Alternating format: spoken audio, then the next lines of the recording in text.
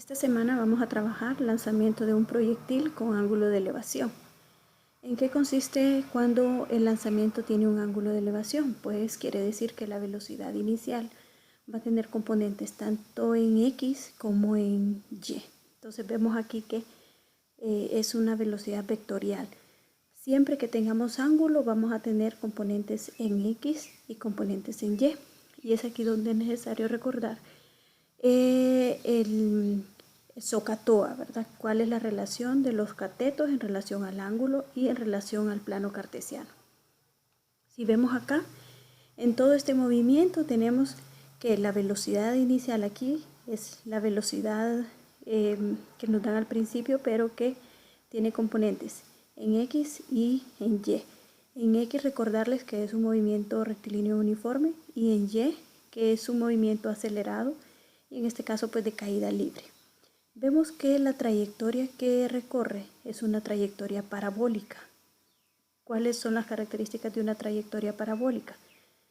Que prácticamente estudiamos al principio media parábola. Quiere decir de aquí, miren, de este punto hacia abajo. Entonces, cuando lo estudiamos de aquí, tenemos que la velocidad inicial aquí en este punto es 0. Entonces, ¿por qué es 0? Porque el movimiento es en el eje X que la tiene. Por eso aquí dice velocidad inicial en X. Entonces, al hacer el movimiento con un ángulo de elevación, tenemos la parábola completa. Entonces quiere decir que hace todo el recorrido. Y tiene un punto donde esa velocidad en Y es 0 y alcanza su altura máxima. En esta parte se parece mucho a el movimiento que estudiamos de caída libre cuando se hacía un lanzamiento horizontal hacia arriba. Entonces miren, solo que la trayectoria es parabólica. Acá tenemos ya las fórmulas, generalmente van a ser las mismas. Para velocidad inicial en Y vamos a multiplicar la velocidad por el seno del ángulo y para X vamos a multiplicar la velocidad por el coseno del ángulo. Estas fórmulas nos ayudarán a encontrar las componentes de las velocidades, ya que estudiaremos los movimientos en el eje Y y en el eje X. Algo importante es que la gravedad va a ser negativa, porque va en contra de la gravedad. A pesar de que aquí hay una parte que va a favor, se estudia como un sistema. Quiere decir que se estudia todo el movimiento en uno solo. Acá tenemos un ejemplo. Dice, a un balón de fútbol lo lanzan con un ángulo de elevación igual a 38 grados y una velocidad de 20 metros por segundo. Aquí no se especifica mucho cómo es ese lanzamiento, pero aquí está en el dibujito que es una patada la que le da a la pelota. Entonces patea el balón y hace un movimiento parabólico impactando pues a una distancia X, alcanzando una altura máxima y con una velocidad que va a tener componentes en X y en Y porque tiene un ángulo de elevación. Y nos preguntan cuánto tiempo tarda en alcanzar la altura máxima, cuál es esa altura máxima, cuánto tiempo tarda en realizar todo el recorrido y cuál es su alcance, cuál es la distancia desde que fue pateado hasta donde impactó nuevamente al suelo. Entonces tenemos la velocidad inicial, esta es la velocidad general, podríamos decirlo. Tenemos que sacar las componentes de esa velocidad. La gravedad que es negativa, 9.8 metros por segundo al cuadrado y el ángulo que es 38 grados. Debemos encontrar primero entonces las componentes. Para la componente del eje Y, copio la fórmula, velocidad inicial en Y es igual a la velocidad por el seno del ángulo y la velocidad inicial en X es igual a la velocidad por el coseno del ángulo. Entonces, ¿cuál es la velocidad inicial que tenemos? 20 metros por segundo. Eso lo multiplicamos por el seno de 38 grados y por el coseno de 38 grados. El coseno para X y el seno para Y. Ustedes pueden intentar en su calculadora, de acuerdo a la calculadora que tengan, pues tienen que identificar la mejor forma de hacerlo. En algunas calculadoras primero hay que presionar la tecla sin, después el número y le dan igual y después lo multiplican por 20. Y otras calculadoras comprenden todo el proceso de un solo. Si le coloca 20 por coseno de 38, le entiende. Entonces ahí ustedes vean qué tipo de calculadora están usando y de tal manera pues que les dé este resultado. Entonces ahí tenemos las componentes. Y dice cuánto tiempo tarda en alcanzar la altura máxima. Recordemos que cuando alcanza la altura máxima, la velocidad final es 0. Entonces eso me facilita y me da la pauta para encontrar el tiempo en esa velocidad. Entonces va a ser su altura máxima. Tenemos la velocidad final es igual a gravedad por tiempo más velocidad inicial en y. Despejamos tiempo. Acá vamos a resolver este despeje para los que todavía tienen algún problemita en despeje. La velocidad inicial en y está sumando, entonces la voy a mover a este lado a restar. Entonces vamos a ver. Velocidad final en y está sumando, pasa a restar. Menos velocidad inicial en y es igual a la gravedad por el tiempo. ¿Qué estoy despejando? Tiempo. ¿Quién le estorba? La gravedad. Entonces velocidad final en y es igual, menos velocidad inicial en y es igual a tiempo.